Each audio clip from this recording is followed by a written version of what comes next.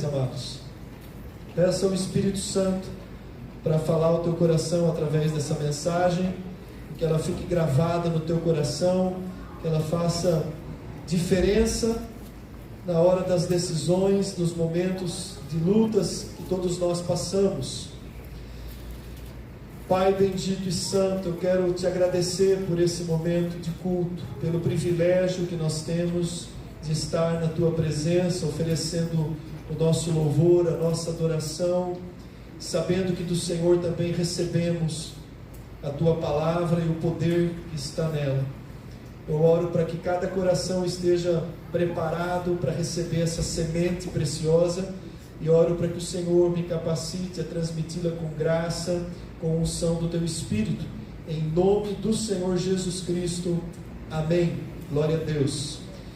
Eu escolhi, amados, para trabalhar esse tema, aqueles a quem Deus favorece, o Salmo de número 86. O Salmo 86, ele é mais um dos salmos que foram escritos por Davi. E a palavra de Deus chama Davi de um homem segundo o coração de Deus. E essa expressão, ela é do apóstolo Paulo, né?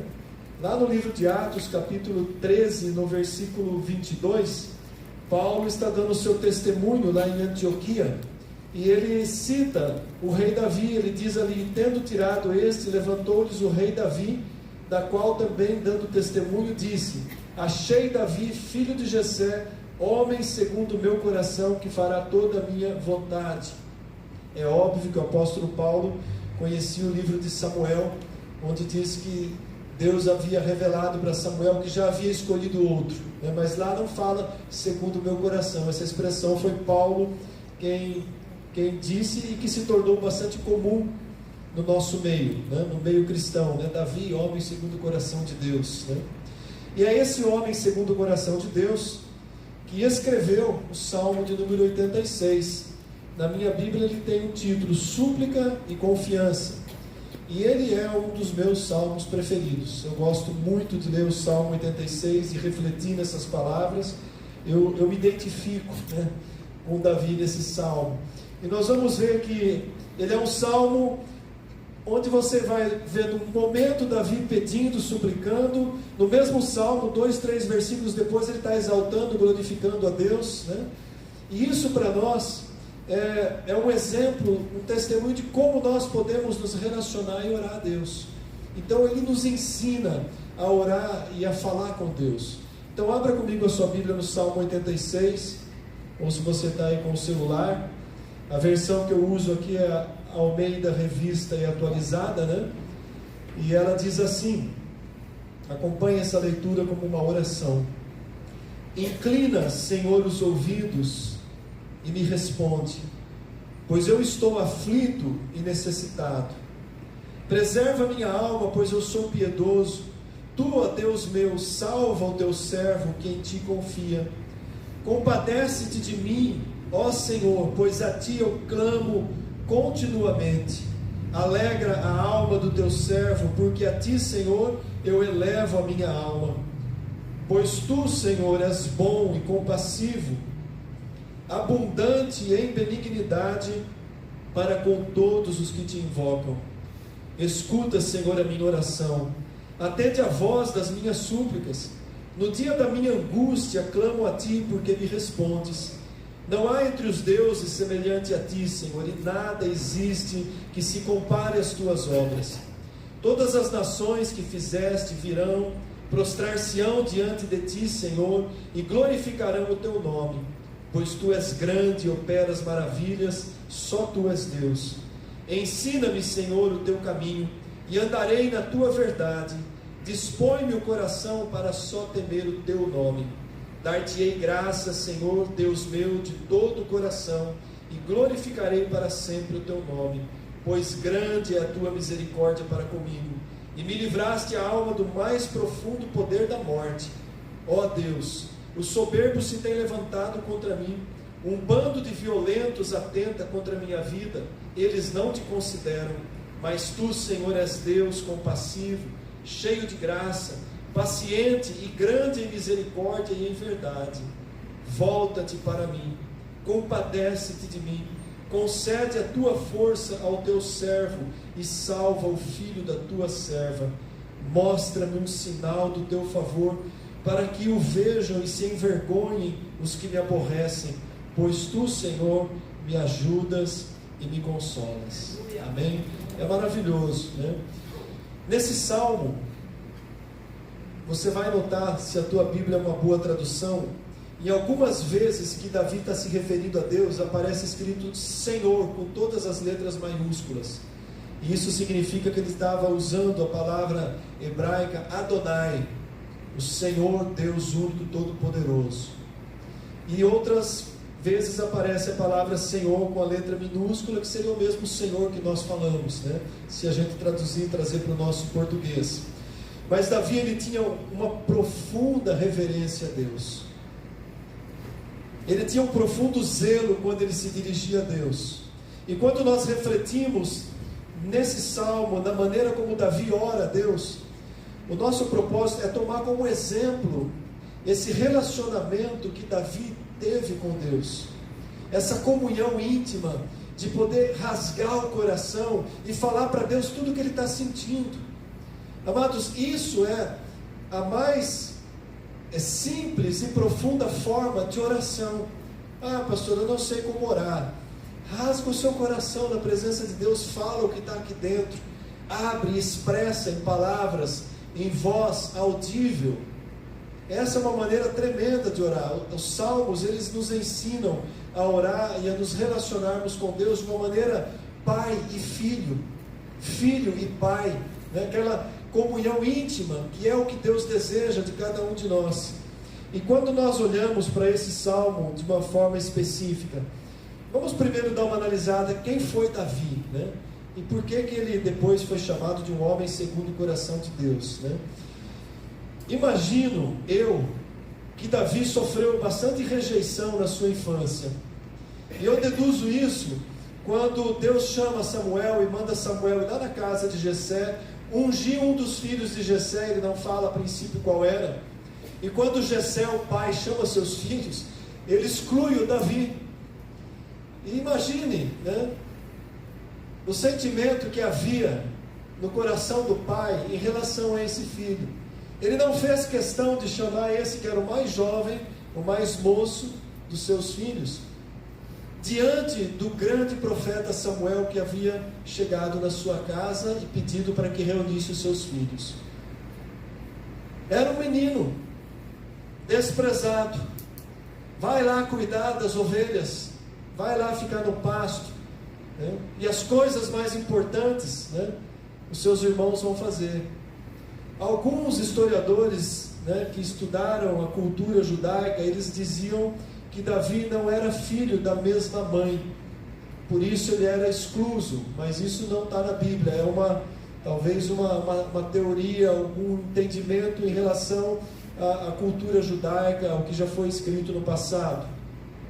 Mas que fosse assim, né? Imagine uma criança que cresce com esse sentimento. E depois, mais adiante, né, isso já deve ter sido uma grande luta para Davi. E depois, mais adiante, né, a gente vai conhecendo a história de Davi, e nós vamos ver que ele passou por muitas situações de lutas na sua vida, de contrariedades, de momentos difíceis na sua vida. Quando ele vai enfrentar aquele gigante Golias, ele diz: olha, eu já passei por uma luta com um leão que tentou tomar as ovelhas e Deus me deu vitória. Depois apareceu um urso que tentou matar as ovelhas e Deus também me deu vitória. E aí aparece esse Golias e ele não tinha medo, porque ele confiava no Deus que havia lhe dado vitórias mais de uma vez. Mas ele lutou com Golias, ele precisou enfrentar aquele momento. Depois ele sofre uma perseguição terrível de Saul, do rei. Saul desejou por várias vezes matar Davi, perseguiu Davi durante boa parte da sua vida, a ponto de Davi ter se tornado um fugitivo.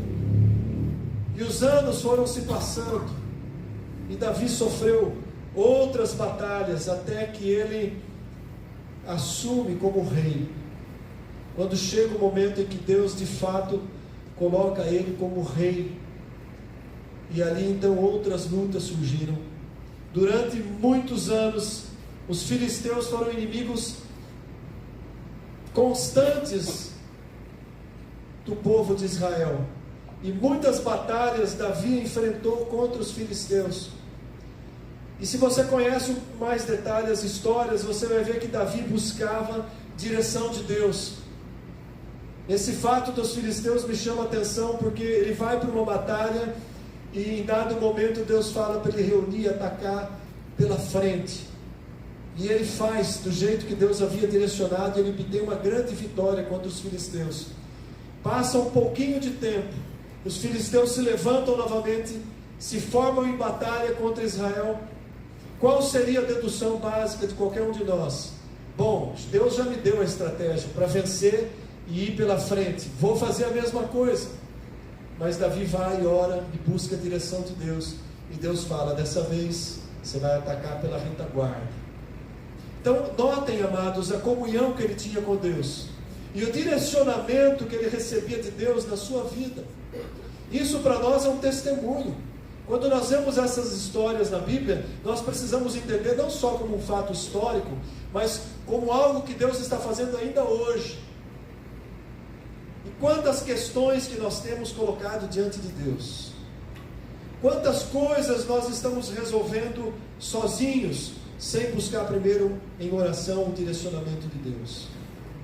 Ah, mas eu já orei, Deus mandou eu fazer assim. Mas e se agora Deus quer que você faça diferente? Que você vá por outro caminho? Então, nesse aspecto, Davi, ele era um exemplo muito grande para nós, né? E enfrentou terríveis batalhas na sua vida. E talvez a mais terrível delas foi a consequência do seu pecado revelado, né? O grande pecado revelado, né? Aquela situação do adultério e de ter promovido a morte de um soldado extremamente fiel, que era Urias. A consequência daquilo foi um momento de angústia e depressão na vida de Davi, porque ainda que ele tenha recebido o perdão de Deus, né, Natã profere também as palavras de juízo, e tal qual Natã proferiu, aconteceu. Olha, o filho do adultério vai morrer, e a criança adoece. E daí então Davi vai para o jejum, tira as vestes reais, se veste de vestes de saco, de humilhação, clama a Deus pela vida daquela criança. A criança morreu. E quando ele fica sabendo, ele se levanta, coloca novamente as suas vestes, lava o seu rosto, se alimenta. Ele não vai questionar Deus, o que Deus tinha feito. Ele vai para o templo adorar o Senhor. Natã disse: olhe, a paz da tua casa acabou, não vai ter mais harmonia dentro da família. Pouco tempo depois, um dos filhos, Aminon, comete incesto com a irmã. Era filho do mesmo pai de Davi, mas eram mães diferentes. Davi teve a infelicidade de não seguir, por exemplo, o exemplo de Isaac, e ele tomou para si várias mulheres, e teve filhos com várias mulheres. Isso nunca foi o propósito de Deus, embora estivesse dentro da cultura daquela época, mas o propósito de Deus nunca foi esse. E ele sofre a consequência de tudo aquilo. Acabou a paz dentro da família. Aminon comete incesto com a sua irmã Tamar. Passa um pouco de tempo, Absalão, que era irmão legítimo de Tamar, vai lá e trama a morte de Aminon. Imagina um pai vendo tudo isso acontecer dentro da família. Passa mais um tempo, o Absalão se levanta contra o pai, toma o lugar do pai, se deita com as concubinas do pai, humilha o pai, que sai fugindo, e depois trava ali uma batalha para reconquistar. Davi queria que fosse poupada a vida de Absalão, ele amava Absalão. Talvez Absalão fosse o filho que ele pretendia colocar no trono depois dele.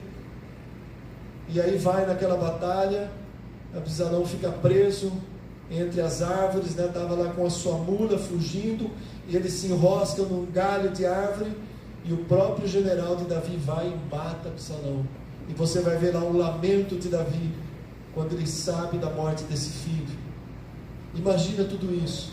O homem que viveu toda essa circunstância, toda essa situação, que passou por inúmeras lutas na sua vida. E aí de repente a gente se depara com esse Salmo 86. Não sei em que período foi escrito, mas eu penso que tenha sido escrito depois de um período onde ele já tinha experimentado muitas lutas, muitas contrariedades, muita dor. E aí então ele começa a falar com Deus a respeito desse salmo. E logo no primeiro versículo você vai ver que ele se dirige ao Senhor. Muitas vezes, quando nós estamos diante de uma situação angustiante na nossa vida, a gente vai para um lado, para o outro, tenta resolver. Davi foi para Deus. Inclina, Senhor, os ouvidos e me responde, pois eu estou aflito e necessitado. Ele fala para Deus como ele estava se sentindo. Você tem falado para Deus como você tem se sentido? Ou você vai levando a vida empurrando e só fala quando não tem mais jeito? Davi, ele para um momento. Para ele ter escrito esse salmo, redigido esse salmo, ele precisou parar com o que ele estava fazendo. Ele precisou deixar os afazeres de rei ou a correria da sua vida de lado, porque ele escreve um salmo inspirado pelo próprio Deus. O Espírito Santo estava ali na vida dele, inspirando ele a se dirigir a Deus. Por isso que o salmo ficou registrado até os nossos dias, para nós hoje. Inclina, Senhor, os teus ouvidos e me responde.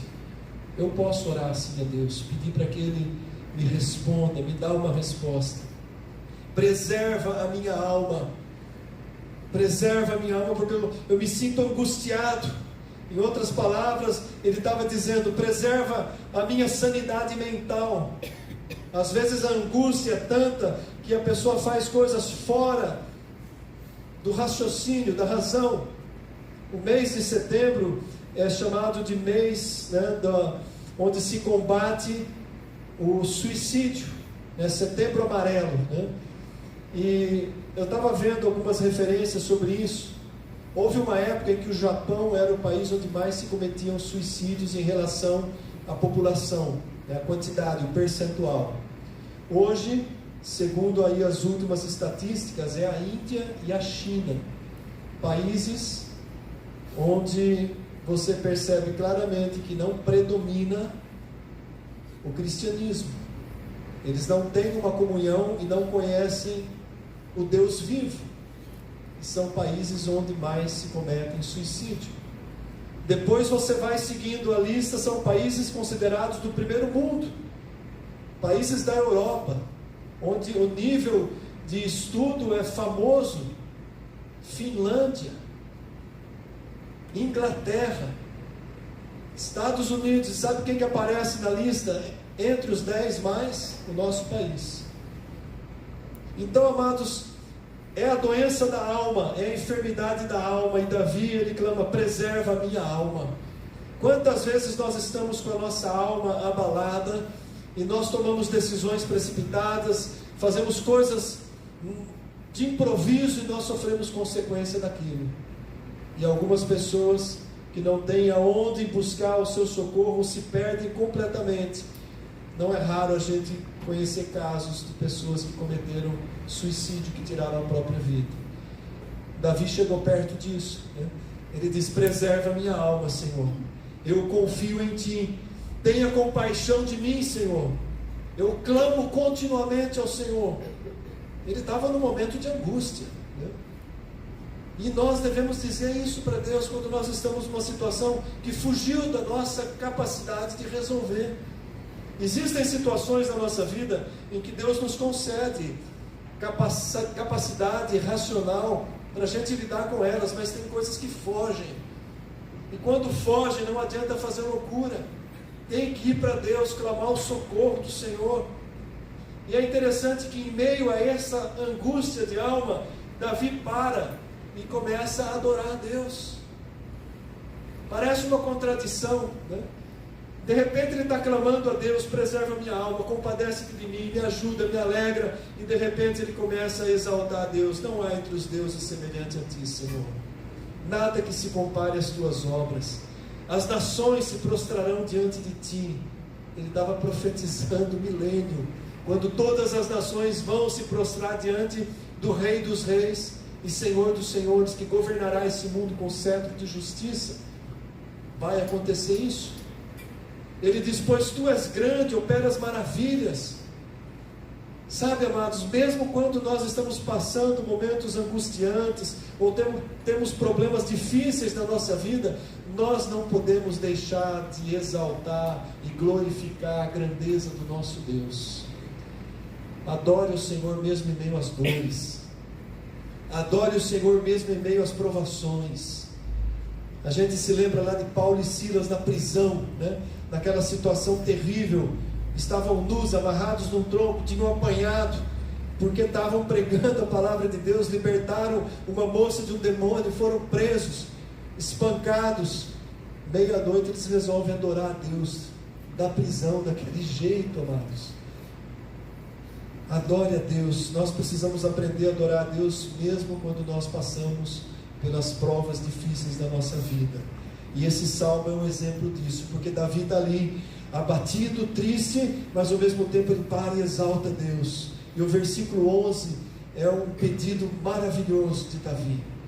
Olha o que ele diz no versículo do número 11: ensina-me, Senhor, o teu caminho, e eu andarei na tua verdade. Dispõe o meu coração para só temer o teu nome. Isso aqui é um pedido maravilhoso diante de Deus. Nós devemos orar e pedir isso para o nosso Deus. Senhor, ensina-me o teu caminho. Sabe o que é isso? Senhor, me dá sabedoria para eu compreender a tua palavra e compreender a vida de Jesus Cristo, porque Ele é o caminho, a verdade e a vida. Ensina-me o teu caminho. Como que eu vou conhecer o caminho de Deus, se eu não conheço a palavra de Deus que nos foi dada, revelada, inspirada pelo próprio Deus, escrita por homens, sim, mas inspiradas por Deus? Então, o Senhor não vai ensinar o seu caminho para mim, mandando um anjo me tomar pela mão e me levar. Isso é uma expressão simbólica. Senhor, a tua destra me guia, né? É uma expressão simbólica, como se Deus estivesse com a mão direita dele nos guiando. Mas como que isso acontece na prática, amados? Quando eu oro para Deus: me ensina, Senhor, o teu caminho, para que eu ande na tua verdade. Caminho, verdade, vida. Preciso conhecer Jesus Cristo. Preciso compreender tudo que Ele ensinou no curto espaço de tempo que Ele andou nessa terra. Tudo que Ele ensinou está revelado nos 4 evangelhos. E depois Paulo aprofunda em forma de doutrina, que fundamentou o cristianismo que nós vivemos. Então, amados, é isso, né? É entender o caminho do Senhor, é conhecer a palavra e dizer o que Davi está dizendo aqui, para que eu ande nela, para que faça parte da minha vida, para que eu dirija a minha vida pela palavra do Senhor, pela revelação dos teus princípios. É muito claro, né? Não é orar e ficar esperando as coisas caírem do céu. Está tudo aqui o que nós precisamos fazer, amados. Qualquer um que começa a ler a palavra de Deus, independente do nível de estudo que teve, tem transformação de vida. A minha falecida mãe estudou até o 3º ano de escola de sítio, mas ela leu a Bíblia mais vezes do que eu já li, e ela tinha sabedoria porque ela conhecia a palavra de Deus, na simplicidade do estudo que ela teve. É o Espírito Santo que age, que revela e que nos dá essa sabedoria. Davi não tinha a palavra completa como nós temos. Davi tinha a lei. Ele tinha a lei de Moisés. Ele conhecia até onde tinha sido escrito. E ele se baseava naquilo. Bênção e maldição. Obediência, bênção, desobediência e maldição. Juízo de Deus acontecia muitas vezes na hora, né? Ele pecou, Natan já apareceu com a sentença. Ele se submeteu. Nós temos um privilégio muito maior do que Davi. Nós temos um Espírito de Deus que habita em nós e que nos dirige em sabedoria tudo que nós precisamos fazer. Mas precisamos fazer isso aqui: buscar o Senhor. buscar esse conhecimento, dispor o coração para só temer a Deus. Olha que ele continua a oração: eu vou te dar graças, Senhor meu Deus, de todo o meu coração eu vou glorificar o teu nome. Você quer ser favorecido por Deus? Você quer saber quem é o homem ou a mulher que Deus favorece? É aquele que faz exatamente como Davi estava fazendo. Esses são favorecidos de Deus, recebem o favor de Deus. Pois grande é a tua misericórdia para comigo. Isso aqui é reconhecimento.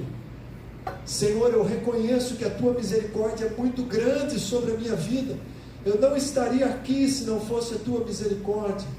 Eu não acordaria de manhã se não fosse a tua misericórdia. Eu não abriria os meus olhos se a tua misericórdia não se renovasse sobre a minha vida. Isso é reconhecimento, é gratidão. Uma das coisas que mais fere o coração do ser humano, pelo menos a maioria, né, é a ingratidão. A ingratidão, ela traz uma dor terrível. Seja num relacionamento entre marido e mulher, entre pais e filhos, como que dói a ingratidão quando ela vem de um filho, da atitude, do comportamento de um filho. Como dói a ingratidão? A ingratidão dói porque normalmente ela vem de pessoas que nós amamos, que nós dedicamos a vida, ou fizemos algo por elas, investimos nessa vida, e a pessoa devolve com ingratidão, com falta de reconhecimento. Não levanta a mão não, mas você já sentiu isso, né?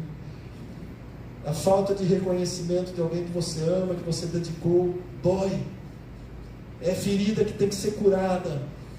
Agora imagina a nossa ingratidão ferindo o coração de Deus, ferindo o coração do Senhor Jesus, que morreu por nós.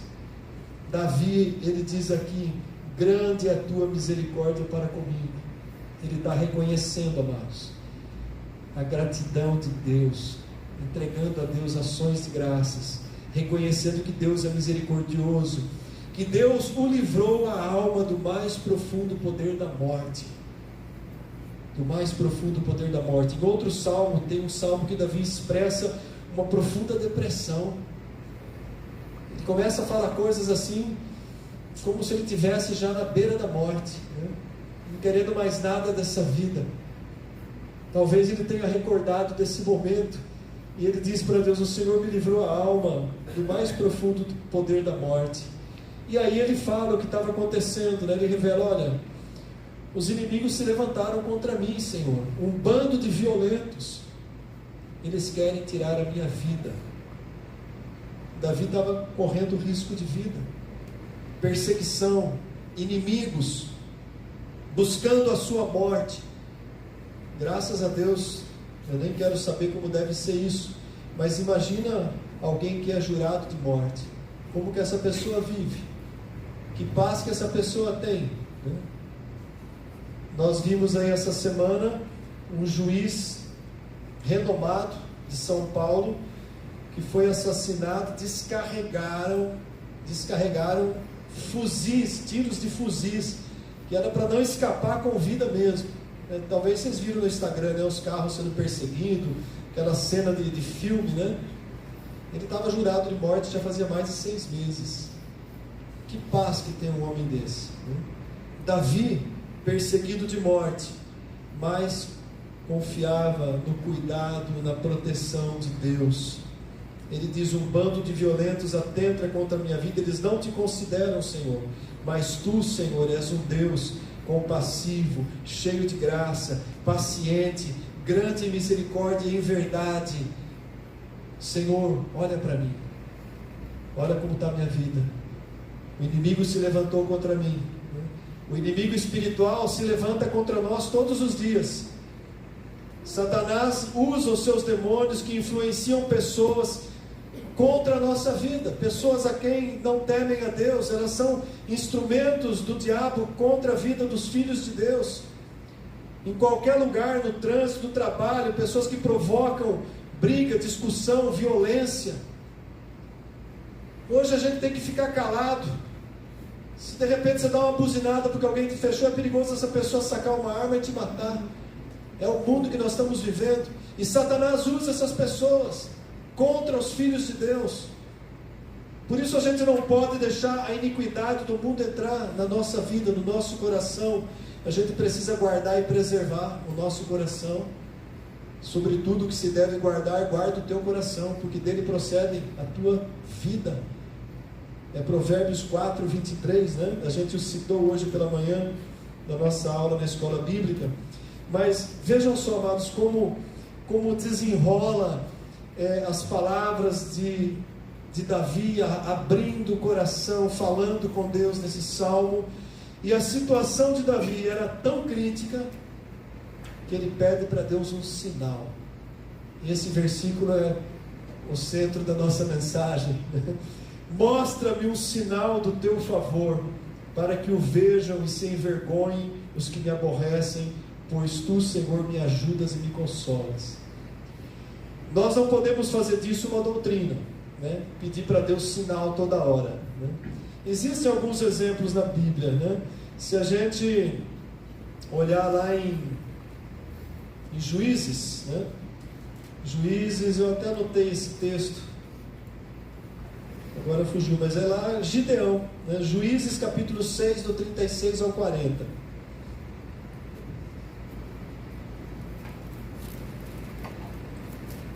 Todos conhecem a história de Gideão, né? Só para a gente ilustrar um pouco aqui. Gideão também estava diante de uma situação difícil. Deus havia levantado e chamado ele para libertar Israel do domínio de povos inimigos. Gideão é aquele que se achava o menor, o mais insignificante do povo de Israel, e Deus levanta ele. E aí, na hora que estava chegando, né, da batalha, ele faz uma prova com Deus. Ele estava tão angustiado e inseguro que ele pede para Deus dois sinais. O texto diz assim, Juízes 6, do 36 ao 40. Disse Gideão a Deus: se há de livrar Israel por meu intermédio, como disseste. Veja bem, né? Ele já tinha ouvido que Deus ia libertar Israel através dele, mas ele estava totalmente inseguro. Eis que eu vou pôr uma porção de lã na eira, e se o orvalho estiver somente nela e ao redor a terra estiver seca, então eu vou saber que o Senhor há de livrar Israel por meu intermédio. Ele quis fazer uma prova com Deus, que Deus desse um sinal, para ver se Deus era com ele mesmo. Então ele faz essa primeira prova, e aí o que aconteceu? E assim sucedeu. No outro dia se levantou de madrugada, né? E apertando a lã do orvalho dela, espremeu uma taça cheia de água, e ao redor estava tudo seco. Mas aí ele quis de novo provar a Deus: Senhor, não se acenda contra mim a tua ira. Se eu falar mais uma vez, me dá mais um sinalzinho para eu ir com certeza, né? Rogo-te que mais essa vez eu faça a prova com a lã, mas que só a lã esteja seca e ao redor esteja molhado. Deus tem que ter uma paciência com a gente, né? Mas Deus fez isso com Gideão, atendeu o clamor dele, né? Então, não é para fazer doutrina, mas de repente a situação da nossa vida está tão embaçada, tão difícil, e você está lá andando por fé, mas de repente você fala: oh Deus, me dá um sinal, igual o Senhor deu para Gideão. Davi pediu um sinal, Senhor, eu também sou filho, eu quero pedir um sinal, só para fortalecer a minha fé, Senhor, né? Só para eu saber que o Senhor está comigo nessa batalha, né? Às vezes a espera é prolongada, né? O tempo vai passando, você está lá batalhando em oração, e jejuando, e buscando diante de Deus, e a coisa não acontece. Deus, me dá um sinal, só para me dar uma reforçada, né? E aí Deus gracioso, né? Às vezes manda um sonho, às vezes pega um irmão que não sabe nada e vai te dar uma palavra, né Vilma? A Vilma me deu uma palavra aqui, bateu claramente com a minha questão espiritual. Então, amados, é assim que a coisa funciona. Eu vou dar um exemplo que eu experimentei há um tempo atrás, acho que foi no final do ano passado, no começo desse ano, não marquei a data, mas eu estava no momento de oração, tal, e toda quinta-feira normalmente eu me reúno com o pastor Washington, a gente senta, ora, conversa, compartilha, e aí ele foi orar por mim, e ele abriu a Bíblia e me deu um versículo. Ele falou: reflete nesse versículo aqui. Eu li aquele versículo, é uma resposta para mim, que eu estou... É aquela famosa palavra rema, né? a gente pega aquele versículo e enquanto Deus não traz a bênção, você fica lembrando. Mas o Senhor me disse essa palavra, e eu vou guardar ela aqui, né? E eu estou guardando essa palavra, né? A gente vai guardando no coração as palavras que Deus revela. Às vezes o sinal é essa pregação aqui. Você está querendo que desce um anjo, que acenda lá no quintal da sua casa, né? Igual apareceu para Moisés, né? A sarça ardente, aquele vaso, né, de flor lá acesa, fica ardendo, né? Não precisa disso. Às vezes Deus vai falar: ô filho, abre a palavra aí, a sua devocional da manhã. Você vai fazer a devocional e aquele versículo salta aos teus olhos. É o sinal que Deus está dando. E aí a gente tem que ter a sensibilidade para receber, pela fé, tomar aquela palavra no nosso coração, né? Deus faz coisas maravilhosas, né, amados? Deus faz coisas tremendas. E a gente tem que ter essa sensibilidade do Espírito Santo, de compreender os momentos da nossa vida, como Davi, que era um homem segundo o coração de Deus, porque muitas vezes ele compreendia os momentos da vida, ele tinha essa entrega, essa comunhão com Deus. São momentos que nós não podemos perder. Eu gosto de dar exemplos que acontecem comigo, para que os irmãos vivam esse tipo de coisa, né? Às vezes você está aí no seu lugar, no momento de louvor, e seu coração começa a arder para você sair e orar com um outro irmão, está lá do outro lado da igreja, e você fica ali hesitando: não, é do meu coração, mas o Espírito Santo está falando: vai lá e ora. Não, mas é do meu coração. Não importa, a oração sempre vai ser bênção, e às vezes não é do teu coração, às vezes é Deus te tocando para você fazer aquilo, e liberar uma palavra que vai ser rema na vida de alguém. Deus fez coisas tremendas no culto hoje.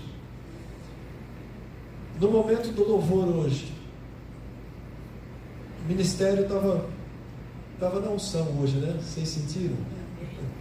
Estava na unção, né? Isso acontece quando eu sei que eles se comprometeram em oração. E no momento da oração, eu estava ali do lado, meu neto sentou do meu lado, e eu estava orando. Deus falou: ora com o teu neto.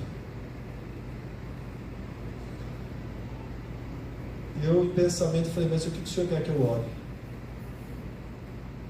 E claramente veio: ministra dons na vida dele, que no tempo certo eu vou usar. Pensamento, o Espírito estava falando isso no meu coração. Eu sentei do lado dele e orei, e comecei a orar e ministrar.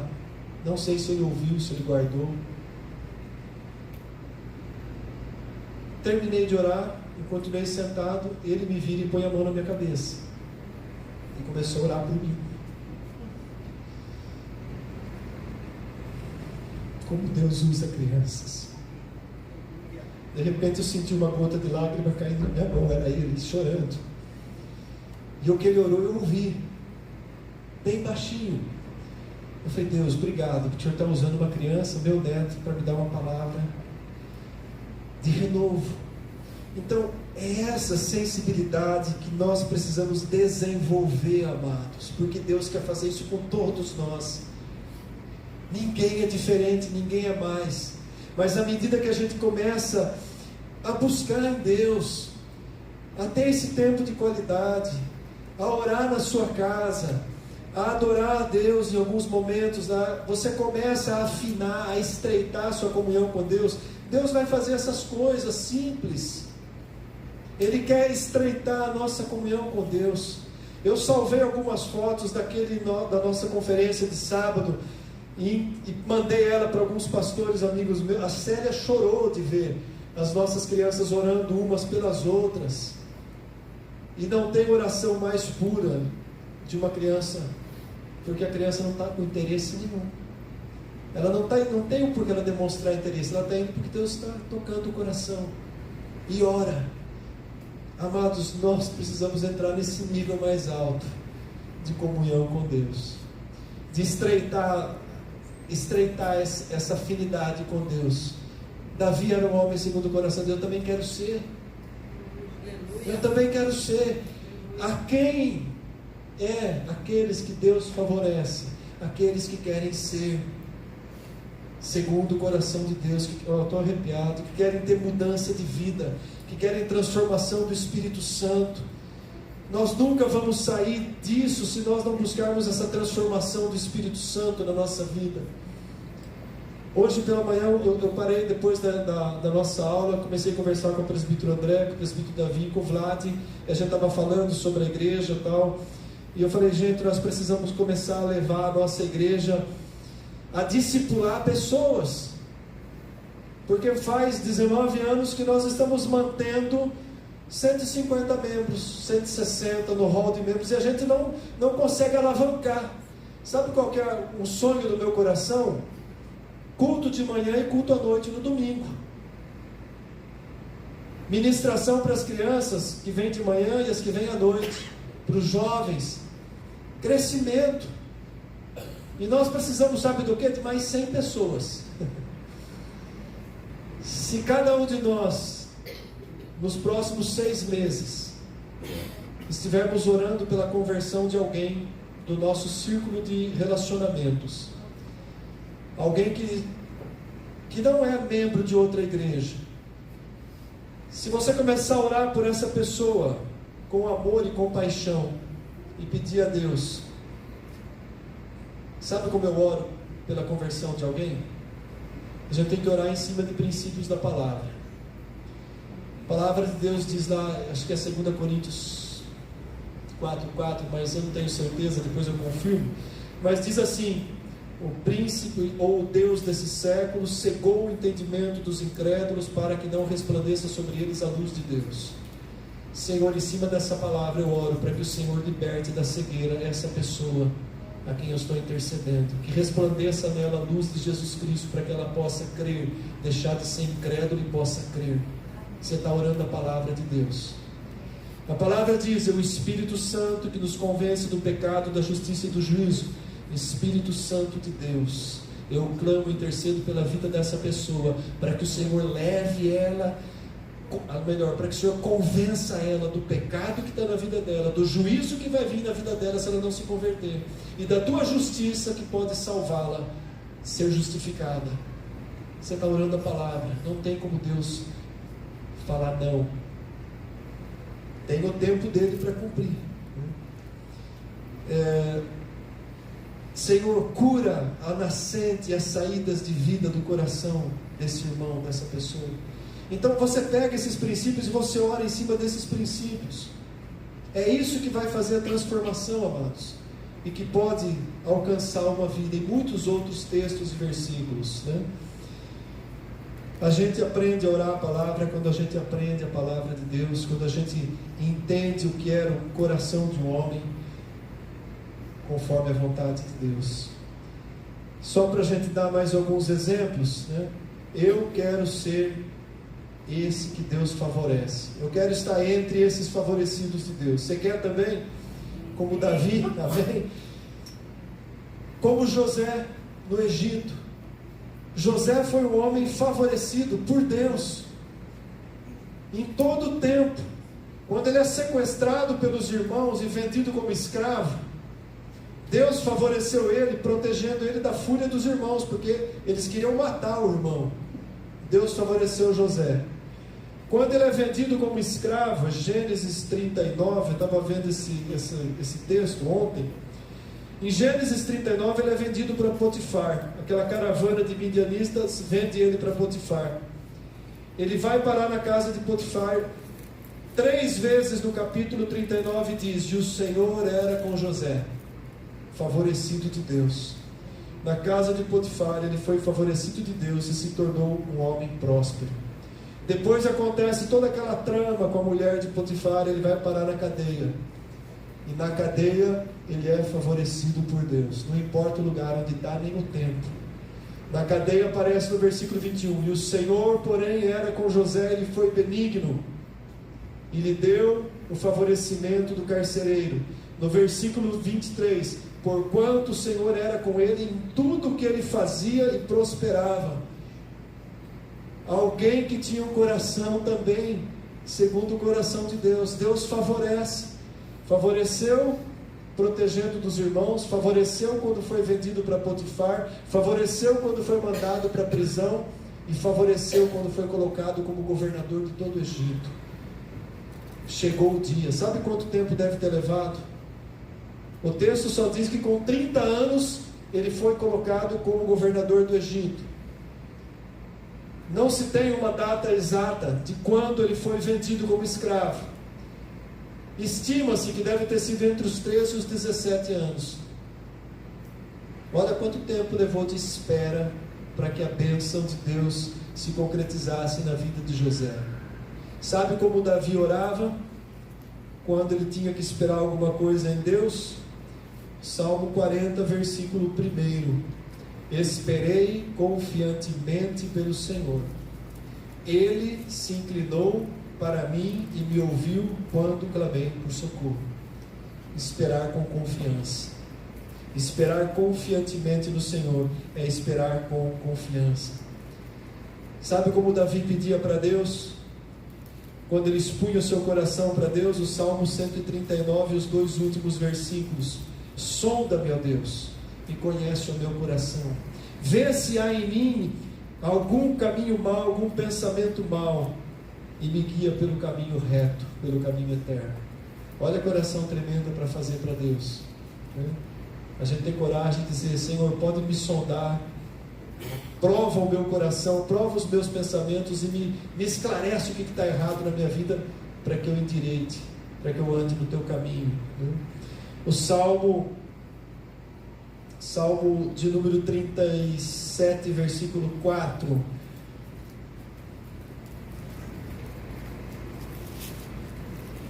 Agrada-te do Senhor, e Ele satisfará os desejos do teu coração.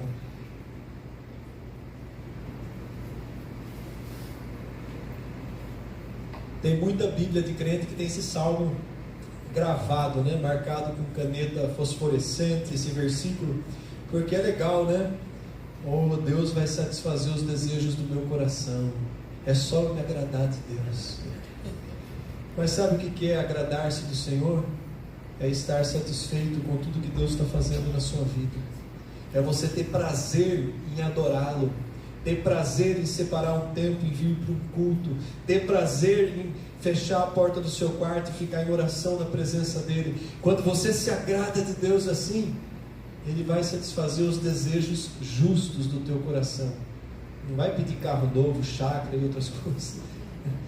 Desejos justos, necessidades do nosso coração. É simples assim, né? E por fim, para a gente terminar, né? Bom, a gente falou de José, que foi favorecido por Deus. Ana foi favorecida por Deus quando orou e clamou a Deus por um filho. Os amigos de Daniel foram favorecidos por Deus quando foram mandados para a fornalha. Daniel foi favorecido por Deus quando foi jogado na cova dos leões. Olha o coração de todos eles.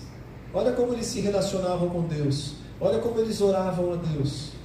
Maria é chamada de favorecida do Senhor pelo anjo, né? E nós podemos também sermos favorecidos por Deus. E o Salmo 27:13, ele é uma promessa, né? Eu creio que eu verei a bondade do Senhor enquanto estou vivo na terra dos viventes. Tudo isso, amados, são palavras de confiança, de segurança, que nós expressamos por fé ao Senhor nosso Deus. Então, a próxima vez que você orar o Salmo 86, talvez você tenha que pedir para Deus um sinal do favor dele. Talvez nem tenha que pedir, né? Talvez esteja aí tão firme, né, andando na fé, que nem precisa de sinal, só guardar no coração: eu sei que Deus vai me favorecer. Eu sou um favorecido do Senhor. Amém? Vamos adorar a Deus com um cântico. E enquanto isso nós vamos orar. Você crê que você é um favorecido, uma favorecida de Deus? Amém? Não é o crer da boca para fora, é entender: eu sou favorecido do meu Deus. Pelo simples fato de um dia Ele ter me chamado e ter me elegido em Cristo para a salvação, esse é o maior favorecimento, é a maior prova do favor de Deus sobre a nossa vida, a nossa salvação, o nosso chamado em Cristo, né? Então nós somos sim favorecidos de Deus, E nessa palavra de fé, você vai orar renovando diante do Senhor aquilo que você tem clamado, orado, pedido a Deus, seja pela tua vida, seja pela conversão de alguém que você ama, por alguma necessidade específica. Vamos nos colocar em pé.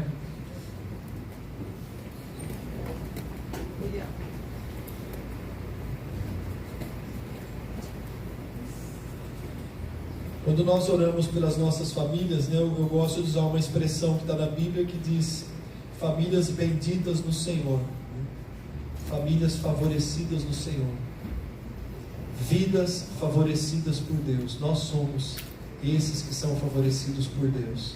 Tenha em mente, guarde no seu coração que você é sim favorecido de Deus, escolhido do Senhor, para que as boas obras de Deus se concretizem na sua vida. Que cada um de nós somos um instrumento de Deus para alcançarmos outras vidas, que nós podemos ter o privilégio de sermos usados por Deus para que outras pessoas venham a ter um encontro gracioso com Cristo, seja pelo nosso testemunho, seja pela palavra que é pregada, seja pela nossa intercessão por alguém. Seja qual for o momento que você está vivendo hoje na sua vida, se você precisa de um sinal do favor de Deus, não tenha medo, peça isso. Ele pode te dar um sinal, Ele pode te mandar uma palavra, Ele pode te dar um sonho, Ele pode chamar uma criança para te dar uma palavra. Senhor Deus e Pai de nosso Salvador Jesus Cristo, como eu louvo e agradeço, Senhor, pela Tua palavra, porque ela é vida, a Tua palavra é vida. Obrigado, Pai, pela graça derramada sobre a nossa vida. Obrigado, Pai, pela misericórdia do Senhor sobre a nossa vida. Obrigado a Deus, porque a maior prova de que nós somos favorecidos pelo Senhor foi o Senhor nos ter elegido em Cristo para a salvação. Bendito seja o Senhor eternamente, de geração em geração seja o Teu nome engrandecido. Pai, nesse momento em que exaltamos o Teu nome em oração, nós levantamos também diante do Senhor o nosso pedido. Sonda, ó Deus, cada coração aqui nessa noite. Visita o coração de cada um dos Teus filhos e filhas. Visita também o meu. Eu sei, Senhor, que Tu conhece as angústias das nossas almas. Tu sabes qual é o nosso maior motivo de oração na Tua presença. E nessa noite, por um ato de fé, se o Senhor quiser, dá um sinal do Teu favor. Se for necessário na vida desse irmão, dessa irmã, dá um sinal para que a fé desse Teu filho, dessa Tua filha se fortaleça. Mostra, Senhor, um sinal do Teu favor. Seja como o Senhor quiser fazer. Nós não queremos de forma alguma colocar o Senhor à prova, mas como filhos, nós queremos, Pai, um afago das Tuas mãos, um afago do Senhor, um carinho de Pai, dizendo: filho, eu estou contigo, filha, eu estou contigo, nessa tua luta eu não te esqueci. Nessa tua batalha, eu te tomo pela mão e te levanto com a minha destra fiel. Eu renovo a tua força, eu renovo o teu vigor como da águia. Eu te faço subir acima das circunstâncias, porque tu és filho escolhido, tu és filha escolhida. O Senhor te favorece. O favor do Senhor seja sobre a tua vida. Pela fé eu profetizo essa palavra, que o favor do Senhor Deus Todo-Poderoso seja sobre a tua causa, seja sobre a tua vida. O teu pedido está nas mãos do Senhor. O favor do Senhor está sobre a tua vida. O favor do Senhor está sobre a tua vida. O favor do Senhor está sobre a tua causa. A vitória é certa, o tempo é dele. Você ainda vai se levantar e glorificar e testemunhar, porque o Senhor diz e recebe essa palavra. Eu creio que eu vou ver a bondade do Senhor enquanto estou vivo na terra dos viventes. Não é na glória que eu vou ver, é enquanto ainda estou vivo.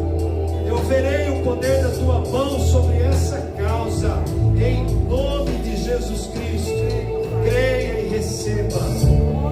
Creia e receba novidade de vida, tempo novo do Senhor, em nome